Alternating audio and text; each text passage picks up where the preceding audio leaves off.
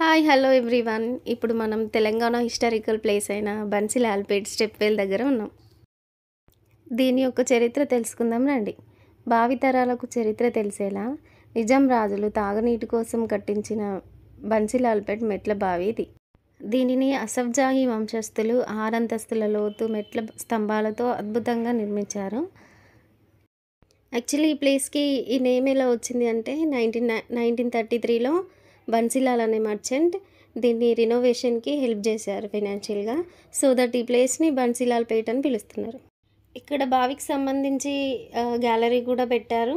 Before renovation, after renovation అది మనం చూడొచ్చు ఇక్కడ.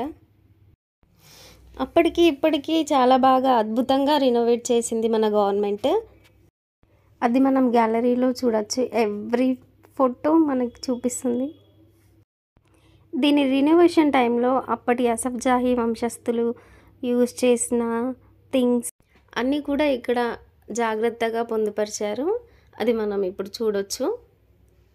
ఇక్కడ చూడండి, అప్పుడు వాడిన కొడవళ్ళు, పని వస్తువులు అన్నీ ఇక్కడ జాగ్రత్తగా పొందుపరిచారు. చూస్తే అప్పుడు అన్నీ ఐరన్ రాడ్స్, ఐరన్ యూజ్ చేశారు ఎక్కువ అని తెలుస్తుంది మనకు అసఫ్జాహీ వంశస్థులు. ఈ గ్యాలరీని 2 ఫ్లోర్స్లో అరేంజ్ చేశారు. మనం 2nd ఫ్లోర్లో ఉన్నాము. ఎంత బాగా ప్లేస్ చేశారు. ఎవ్రీథింగ్ మనకి స్టెప్వెల్ గురించి తెలిసేలా చాలా బాగా అరేంజ్ చేశారండి. ఇక్కడ మనం చూడొచ్చు బిఫోర్ రినోవేషన్కి, ఇప్పుడు రినోవేషన్కి ఇక్కడ గ్యాలరీ కూడా పెట్టారు. ఇక్కడ చూస్తే స్టెప్వెల్ యొక్క ప్లానింగ్ కూడా అరేంజ్ చేశారు. మనం ఇప్పుడు 2nd ఫ్లోర్ నుండి స్టెప్వెల్ని చూద్దాం రండి. Wait and see.